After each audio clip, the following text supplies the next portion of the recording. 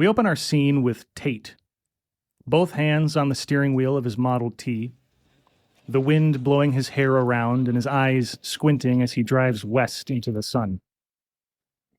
His mother's house is just around the corner. He turns the wheel and sees a handful of children playing.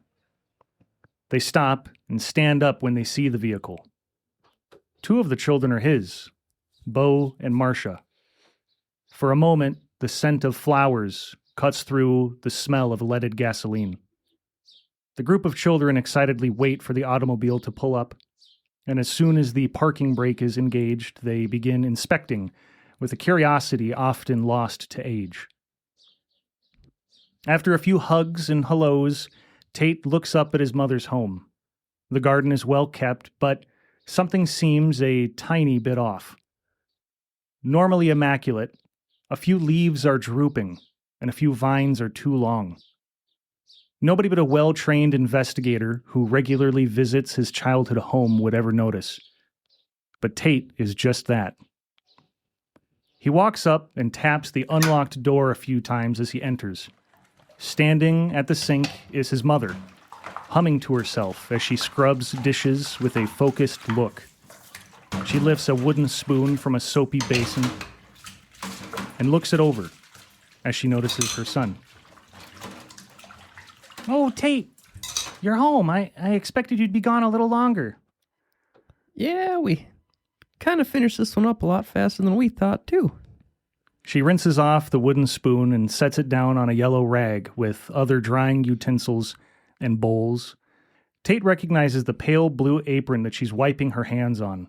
It's the same one she wore when he was a kid, watching her work magic in the kitchen. Magic.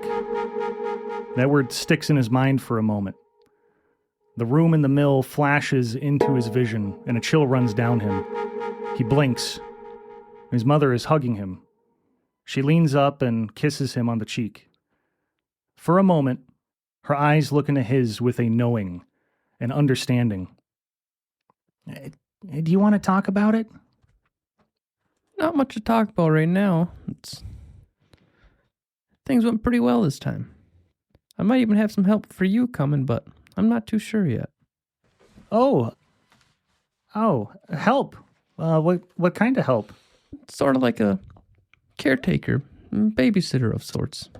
For the kids, not you. But they could help you around the place. She goes to hang up her apron. That's if you don't mind housing an extra body or two for a few days. Are these friends of yours? Yeah. People I've met? Not yet. But good people. Well, People from Michigan. Oh?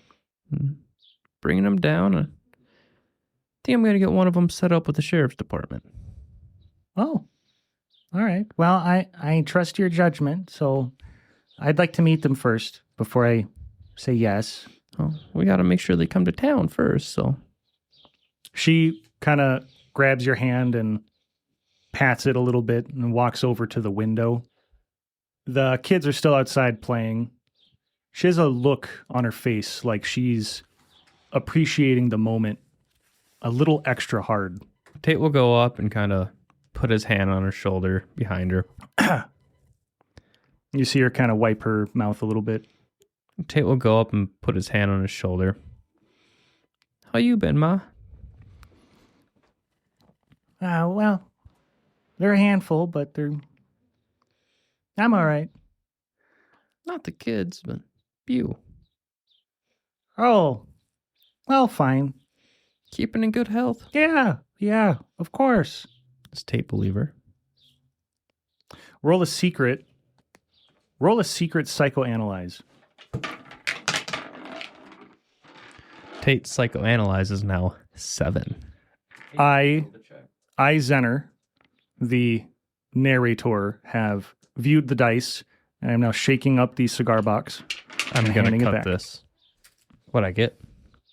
You can tell that she has something on her mind, but that it's probably not something you need to worry about, outside of just letting her know that you're there for her.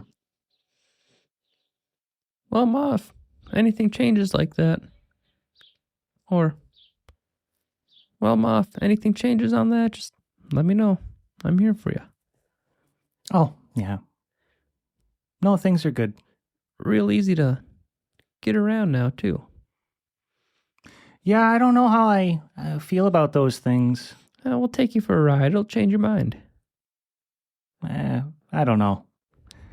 I maybe. Well, I'm just going to finish cleaning up. If you wouldn't mind having those two just get their things packed. And Tate will make his way out to the kids, gather them up. Bo, Marcia, why don't you go up and pack your stuff and heading back to my place? Bo and Marcia each smack the side of one of your legs and then run inside and start packing. The other kids kind of look up at you and then run around and keep throwing their ball. One trips in the grass. The other two kind of laugh at him, and then that one gets up and kind of punches one in the chest, but not too hard. And after a moment, the two kids come back out. They've got their bags, little satchels packed up. Tate's just kind of standing there chuckling. All right, Bo, go ahead and hop in the car. Did you say bye to Grandma? Yeah. Yep. Said bye. And then he'll pick up Marcia. Okay. Puts Marcia in the car. He walks back inside to say bye to Ma. And then he heads home. Probably will take the kids out to dinner. But that'll be it for the day. The children wave goodbye to their friends as Tate starts up the vehicle. A few pushes of a button, steps on a pedal, and the roar of the machine sings out. Both of the little occupants in the back have a sense of pride as the other children look on in awe. Such technological beasts being quite uncommon, though not as rare as only a few years prior. The drive goes by quickly, but is filled with questions.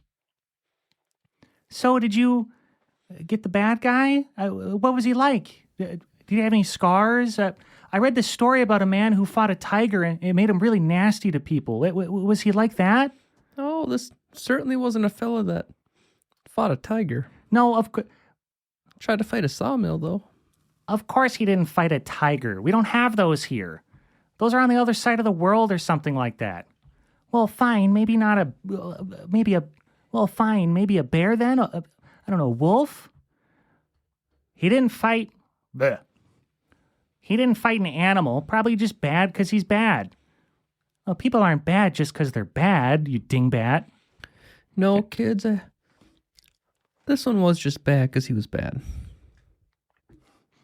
Bo, lightly, backhandedly smacks Marcia on the shoulder. I told you. Tate will do the same thing to Bo in the chest. We don't hit women, Bo. Oh. Well, but she's not a woman. Close enough. Marcia crosses her arms and looks at him all angry, like a really angry little girl. And then looks at you and then looks out the window or out the side of the car. The rest of the drive goes by. And where is he taking him? Home first. We'll go get him unpacked, get him settled in. Does he check the mailbox? Yeah. He probably would have done that morning because he slept at the gravesite. We'll just say he checks it when he gets home with the kids. It fits a little better. Once the kids are settled in, he will head down and check his mailbox. Inside is a letter addressed to Grim Clay. Knowing who it's from, he'll pocket it for now. Now, Tate's little apartment lives right upstairs, a shop. A shop that specializes in making and selling hats. Tate will head in the shop next. Have I said what the name of the shop was? Did you say what it was? I don't think we made a name for it, just a hat shop. Yeah, it just has a wooden sign that says hats. Sears. Oof. Ooh, that one felt a little... Whew. Tate will walk in. You know, Morgan, you really ought to name this place something. The middle-aged gentleman behind the counter, he has a mustache with the strip on his chin that comes down, and it's a little bit longer, and it's salt and peppery. He looks up from a book that he's reading. He's got some thin spectacles, very small, you know, just enough to cover his eyeballs. And they're pinched on. There's no like ear loops. They're just pinched on to the bridge of his nose. He's got his feet kicked up. He looks over at you. Well, most people just call it Morgan's hats. He puts a little piece of leather in the book and closes it, pinches the spectacles off his nose and tucks them into a little leather pouch and slips that into his breast pocket. Tate will walk up. Well, might consider painting that on the outside. Just not over my walls. Now, do you have a brush? Probably. Bring it down sometime. My work speaks for itself. Oh, I've seen it. And your head's looking a little bare. Yeah, I was thinking over the past few days. I want one of them cowboy styles. He starts kind of pulling at that. He starts pulling at his goatee. And he's really eyeing up the top of your head. You know, your forehead, the sides. He gets up from behind the counter and starts like moving around you. If you turn to kind of look at him, he's like, no. And then he puts a finger up to his lip and pulls at his mustache a little bit. I think I have just the thing. Just wait here a moment. Tate leaves. He goes down one of the aisles, grabs a box. You hear him brush some dust off the top of it. He walks behind the counter and through a door. You hear some tools and some steam, like a brush. You smell leather coming from the back. And he walks out with a dark brown leather cowboy hat. It's got a piece of leather around the, what do you call that? The crown that has little like knots every couple inches.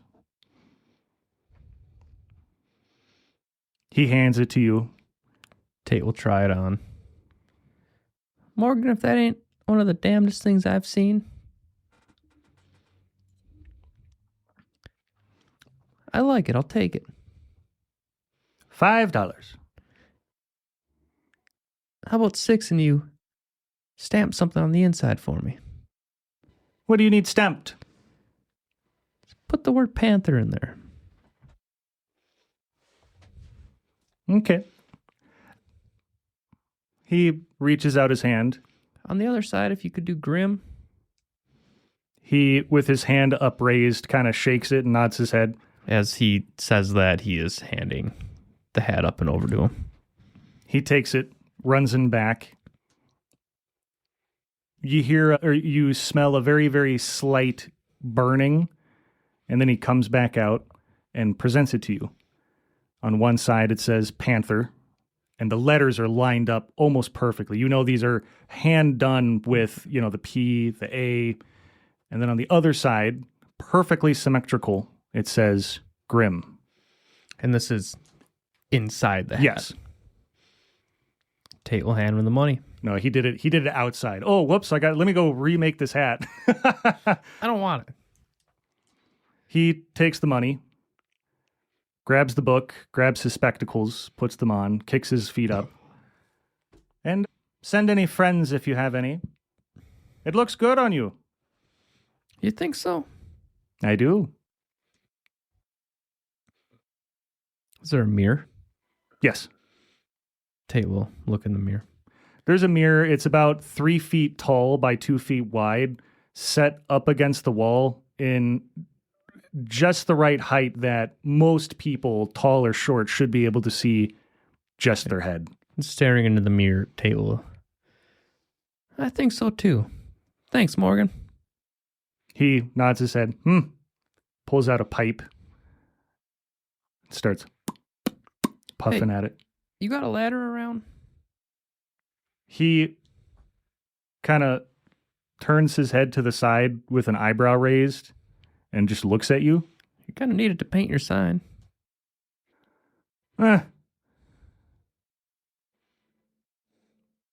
Yes, I suppose. In the back. Tate will chuckle, laugh a bit, and leave the store. I'll be seeing you. He nods his head, puffs on his pipe, and reads his book. Well, Tate heads back upstairs. Okay. Marcia and Bo are unpacking, playing in the room. Tate will take a seat at one of his not like comfortable, but not uncomfortable chairs that he has around his dining table. It's not like a huge space, but there's enough room for this. Yeah. He sets his hat on the table next to him. Hey, kids. You hear like something crash. Coming. Tate And then you hear him like laughs to himself. whispering to each other, like, why did you come? And then they come out and they have that look on their face like Bo looks like he did something wrong and Marcia looks like she knows that he did something wrong. Bo? He lifts his eyebrows really high. Yeah? What was that noise? Nothing. Tate will just kind of turn his gaze over to Marcia. The picture fell. He threw his ball at the wall and it hit the picture. What picture? What picture would they have in their room? I don't know. Anything. Just a picture of a horse.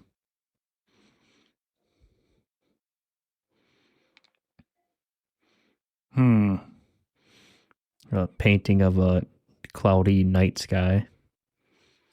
The painting. Oh, that's fine. That can be rehung. That's your job, Bo. Got to get it back up on the wall. He looks over at Marcia with this like daggers in his eyes. Okay. You two go clean up and get ready. We're going to go out to eat tonight. Oh. Clean up. Get some nice clothes on. I'll be waiting for you. They both run off kind of excitedly. Oh, I wonder where we're going. And Tate will pull the letter out. Does he open it with his well-maintained Bowie knife? Well, he probably has it on him, but it's also just a piece of paper letter that he can just rip open. He's turned into such a cool dude. He's got his new cowboy hat. He's got his big Bowie knife. He's always had the Bowie knife. He sticks his finger into the envelope and peels it open. Inside is a letter, handwritten. It reads, Clay. It has been a while! ! I was very glad, though surprised, to receive your letter. I'm in town for another few weeks before heading out to sea. If you're able, there's a spot not too far from either of us over on Elizabeth Street. Place is called Seaton's. They've got a brew that you'll like Reminds me of that stuff Quincy found back in Manila. You ought to bring Annabelle, too. As much as you spoke about her, I don't think I ever had the pleasure of meeting her. Maybe she has a friend that'll put up with an old sea dog like she does. Either way, let me know earlier rather than later. Regards, Richard Shoemaker. It was Annabelle, right? I think so. Okay. Sounds right. Sounded right when I was writing it, so. Tate will pull out a piece of paper. How long is it going to take for a letter to reach somewhere local? 2 days. 2 to 4 days. And he'll write like a pretty basic response at this point. Glad to hear from you. Let's meet there on X date, like 5 days from now. He writes back a pretty basic response, essentially saying, glad you're still around, and wrote back, yeah, let's meet there July 3rd. 6 p.m. I'll see you then. He's going to put that in an envelope, stamp and seal, write the same address. Yeah.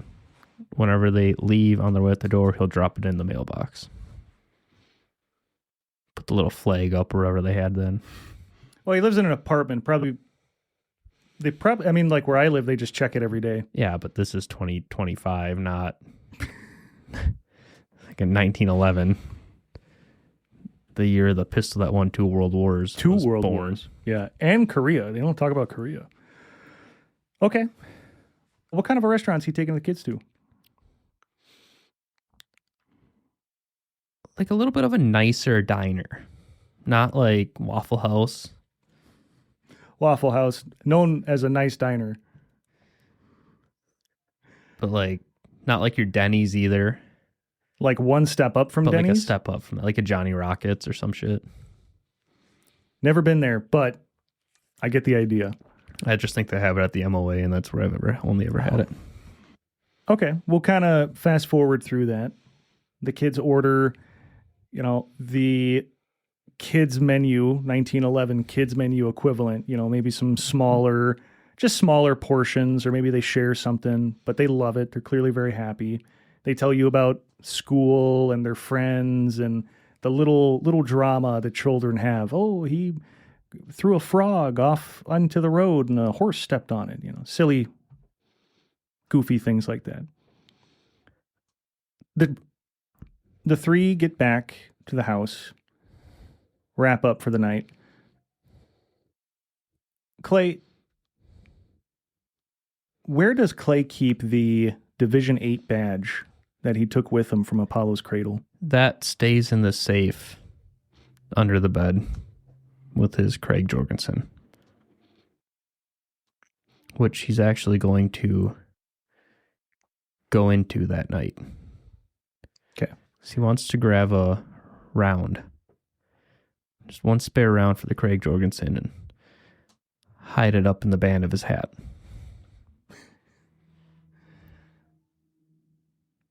In between 2 of the knots that are adhered to to it.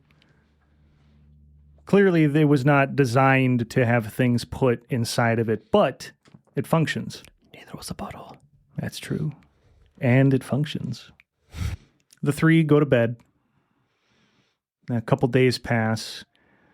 They go out and play catch, go to the library. At one point, Clay goes to the library, picks out a couple books about psychology. So, cease. A few days go by, and it is July 3rd.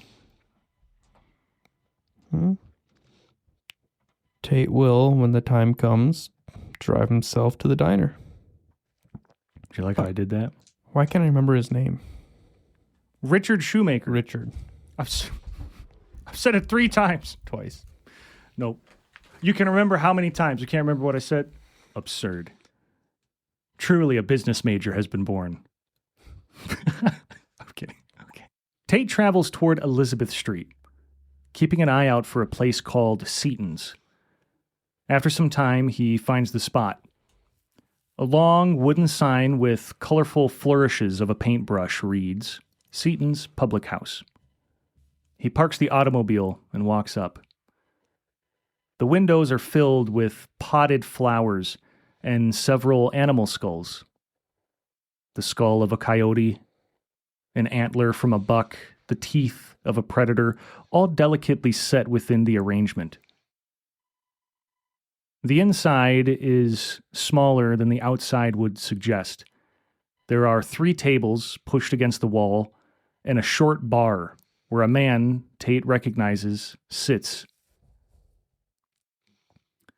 Though his face and his posture show an increase in age, Clay recognizes his old friend, Richard Shoemaker. Tate heads up that way.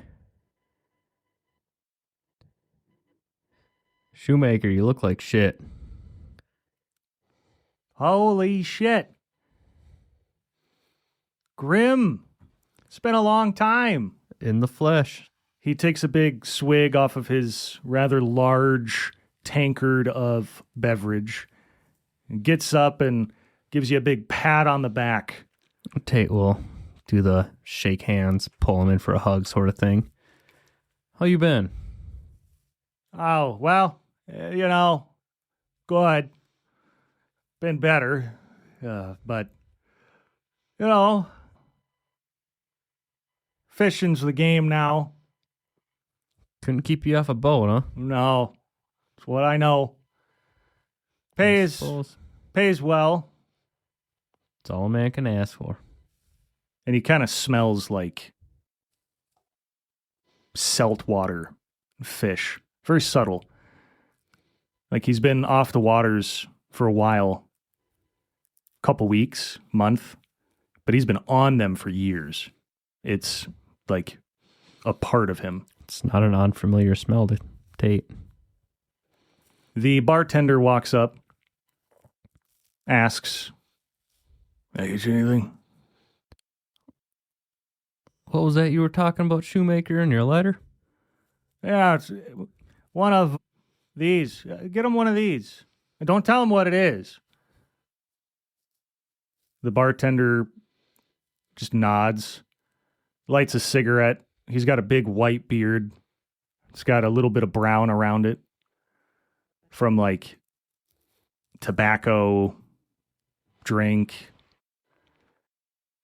He's smoking the cigarette, and behind the bar, just a little ways down, he's mixing something up. So, what about you? What's new with you? Taking a seat. Secret Service is something. The Secret Service? Yeah. Like, wow. Yeah, can't really explain it myself. How'd you manage that after, everything? It's pretty easy to hide things. If you know what I mean. He takes a big sip. You can tell this is not his first drink of the day. The bartender brings you another tankard. These are like wooden mugs that they're almost like small barrels, with a wooden handle. And he hands it to you. Cigarette dangling from his lips, smoke trailing up. Tate will take a big sip and probably have a cigarette of its own after that. It tastes like beer with something a little floral and a little spicy. Well, this isn't bad, but I prefer my beer just to taste like beer. Wow. Brings back some memories for me. Yeah, you're not wrong. And he lifts up his tankard for a cheers. Tate will go in and cheers him. Think. Slam his tankard on the table. How were things after I left? Well, mostly went fine. We, did what we had to. Nelson had some kind of infection. He didn't get out. Most didn't back then. Yeah. Shit, most still don't. And, a couple other folks. He kind of looks down a little bit, locks eyes with nothing on the bar top, and then... What do you mean? He shakes his head. What do you mean? What do I mean? A couple other folks? Didn't make it out? Got kicked out? No, well, yeah. From what? Oh, what about you? What brought along your end, friend? Just my time. Had my fill, and I just wanted to get back to, my old lady. But she ain't my old lady. He takes a big swallow. Anymore. Could be worse, my friend. Huh. Do I believe him when he says it wasn't his time, or it was just his time to be done? Roll a secret check. I don't even get to know what kind of check. Psychology. We'll do psychology. Do I get a bonus die because I know this guy pretty well? And he's really drunk? Sure. That's the 10s. Present dice. Tate's psychology is a 31.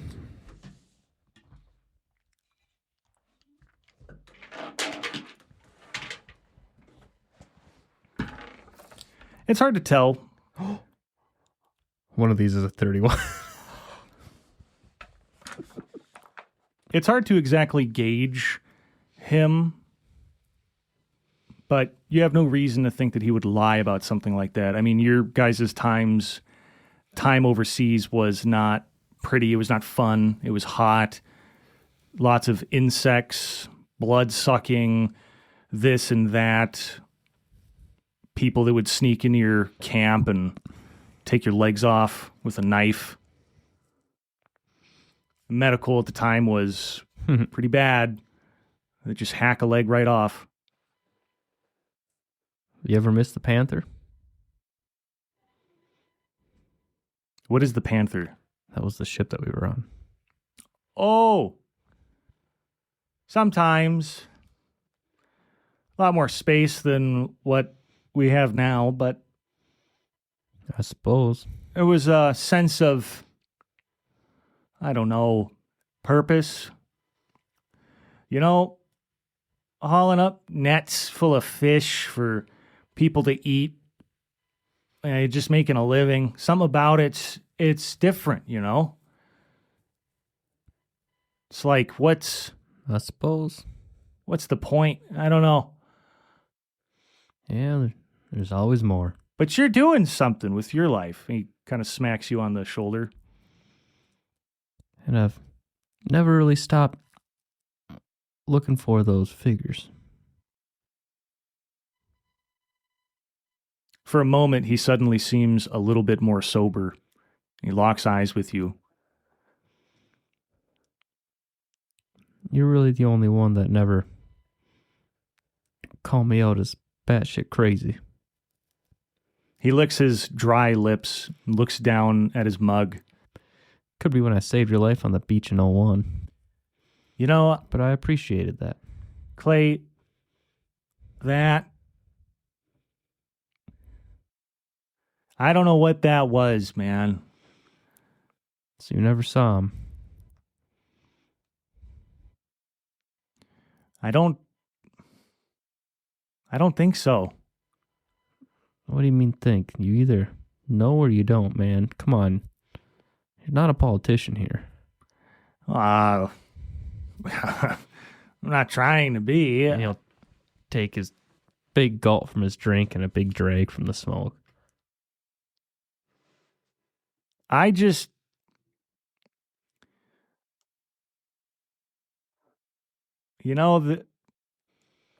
nobody saw anything, man. There were But no, you freaked people out. for a damn good reason, too.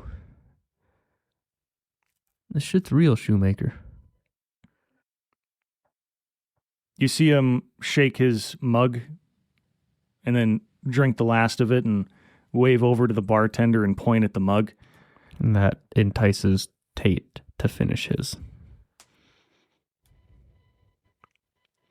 The bartender sees you, polish it off, and he cocks his head a little bit, lifts his head as if asking another. Tate nods back and holds the mug up.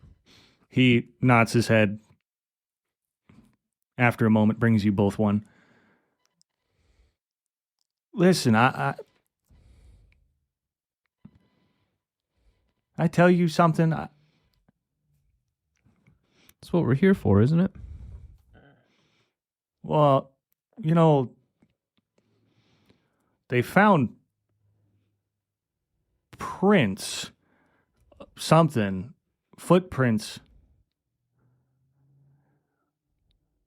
but they kind of waved it off as being nothing. I looked into some of them before they got trampled by the rest of the men.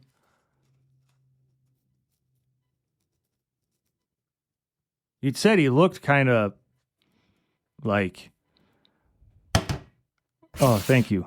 And he, the two new mugs are set down. He takes a sip off his. Something black, tarry almost. Yeah, it's hard to tell with the mud, but it was something I didn't, Tate, I'm sorry I never mentioned it. Friend, I don't think you ever had the chance to. I don't blame you. I can tell you this shit's real. But we can fight it. Well, that's fine. I don't know.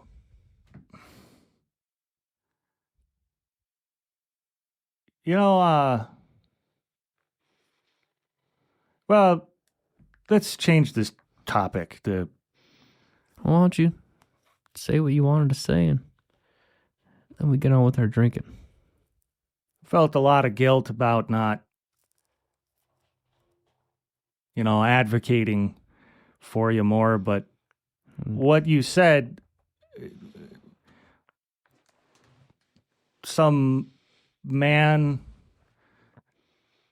what did you say? He was black. Well, not like black, like he was black. Black like the night. Looked like he was covered in tar. Oil almost.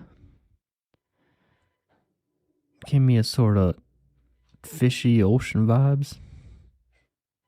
And I damn swear he had gills to breathe out of.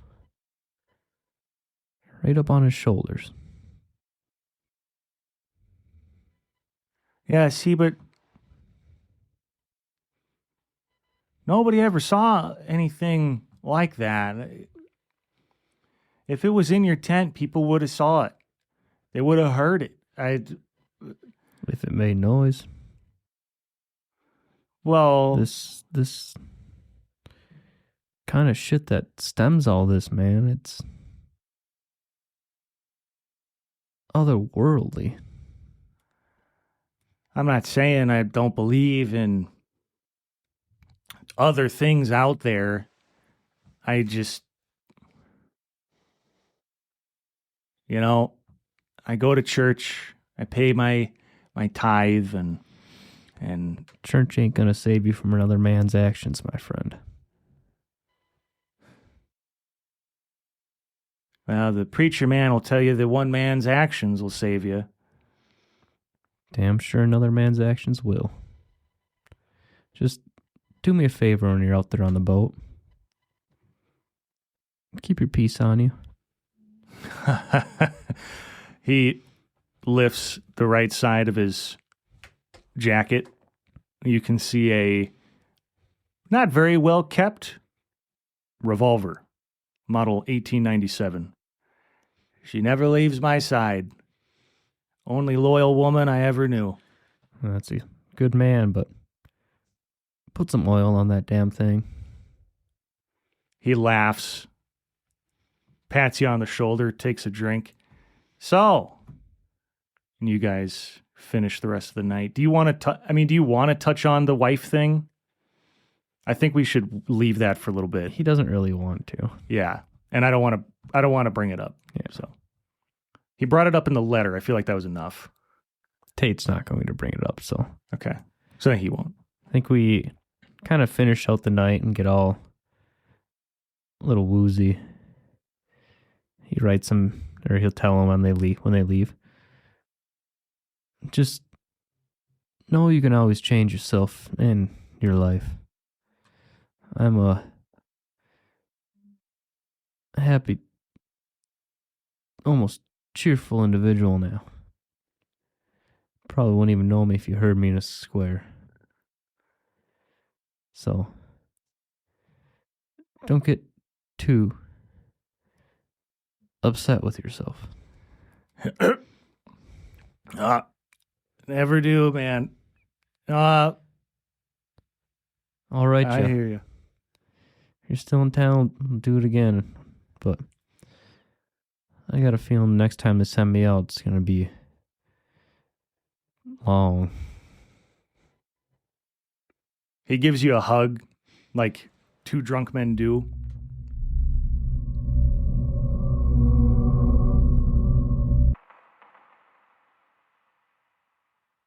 So, Tate Clay gets home from the bar.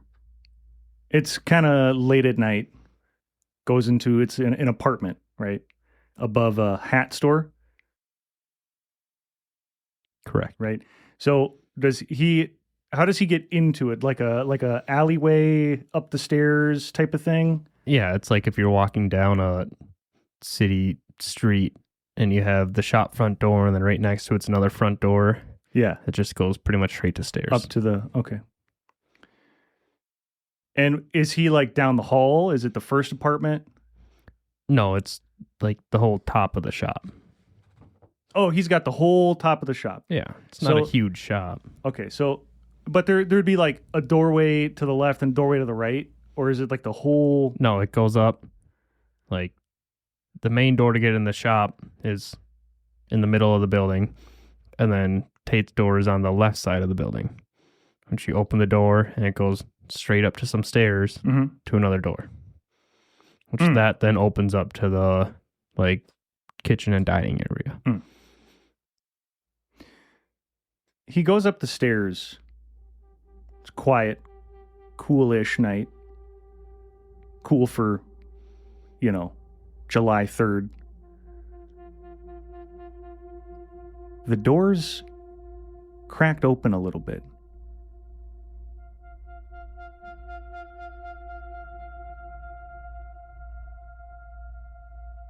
He's going to very slowly open the door. Because his kids were there. It's dark inside. And he's going to start looking and checking his surroundings and make his way to the kids' room. Does he pull out a match, light a candle? Does he have electric lights? He might at this point. He does, but he's not flipping them on right away. He's been outside and it's dark out. He's got halfway decent adjusted eyes to the night by now.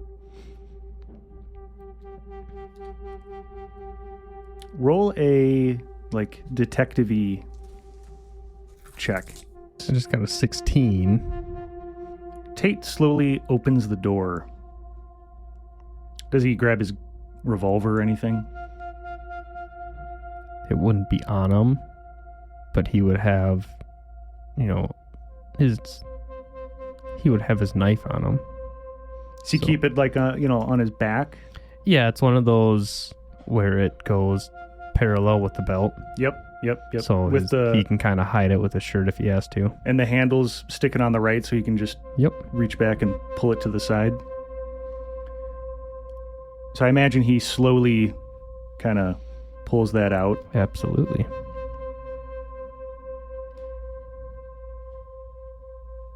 He notices the front rug is like bent over a little bit. What's the first thing he checks? General surrounding for threats. No threats. Kids' room. I'm going to be a little more elaborate. He looks around the dark room. Not a lot of light is getting in, but a little gray from the windows is peeking in. He doesn't see anything. No movement. He doesn't hear anything. Not a breath. As stealthily as he can, Tate's going to be making his way to the kids' room.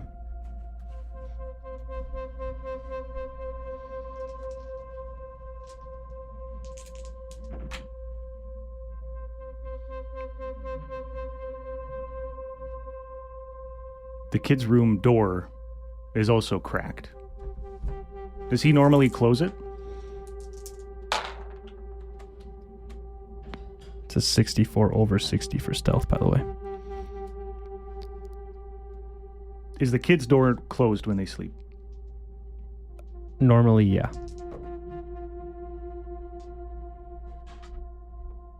The door is cracked, open, just a little. He's going to very slowly start to open it and try to peek his head in. Now, you failed that stealth check, right? That's what that was? By a 4.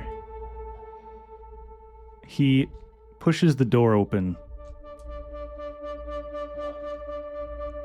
just a little bit. And just a little bit. One of the hinges squeals out a little bit. And just how slow he's going, that is just louder than he meant it to be. When that happens, you hear a stirring from your daughter. She sits up, looks at you.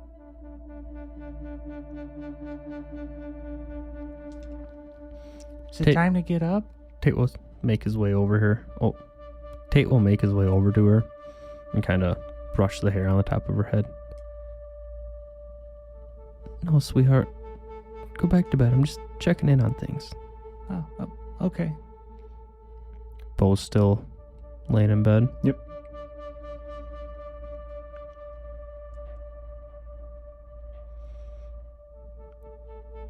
Tate's gonna investigate the room.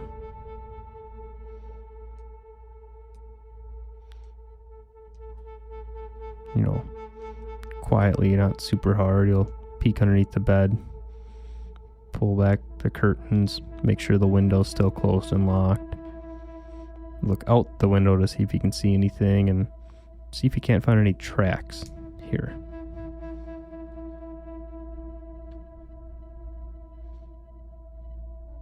Roll a secret check.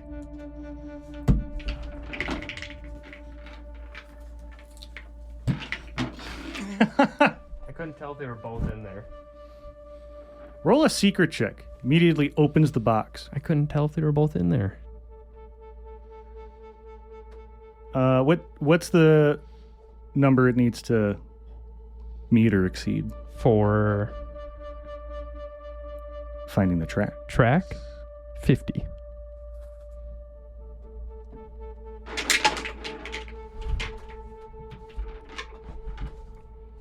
He looks around under the bed, in the closet, etc. He doesn't find anything out of the norm or out of place. It's hard to determine if there are tracks worth note. I mean, 2 children occupy this room. There's tracks all over the place.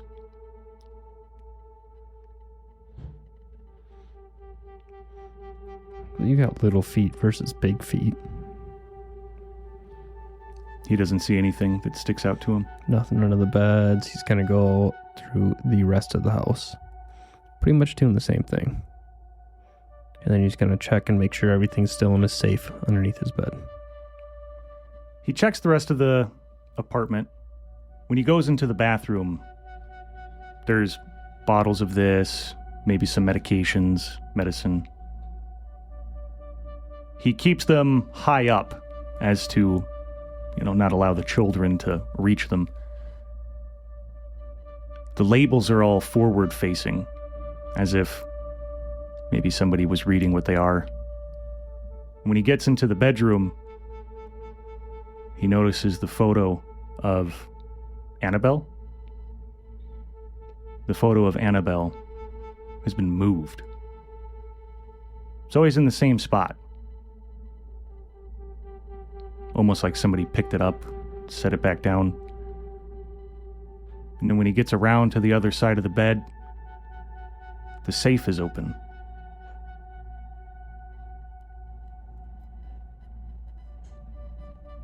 And the symbol's gone. Everything else is inside. Whatever currency, precious metals, paperwork, but that symbol is gone.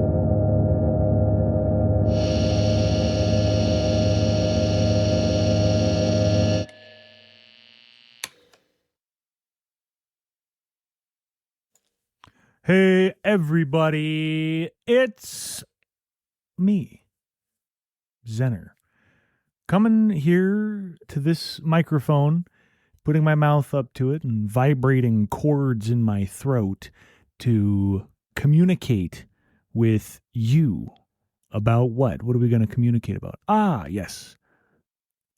What we always do, and some more. Patreon. Guys, please, take a moment to check that out and throw a coin to your podcaster. Or if you want to check out the merch, the t-shirts, hats, mugs, stickers, etc., link down below. Please check those out and rep the show. And let your friends know, let your families know. Subscribe, like, share, comment, whatever, all that stuff. It helps us out a lot. A lot. Yeah. And what else do I have to say? I think I'm going to keep it brief tonight because I'm a little sleepy and I've been up kind of late. So looking at F-35 variants and reading all the different ways that they're different because that shit's cool. Okay. Did you know that the F-35B is the first supersonic stealth airplane to have VTOL? I mean, that's awesome. That's cool. Anyway, I think that stuff's cool. So anyway, I'll leave you guys with that fun fact about the F-35B, and we will chat next week. I don't think I have anything else to share with you guys. Oh, well, here's one or two. Don't forget to also check out the Discord, hang out, say hi, chat about whatever. And also, the next episode is going to be, obviously, Birdie's Day Home.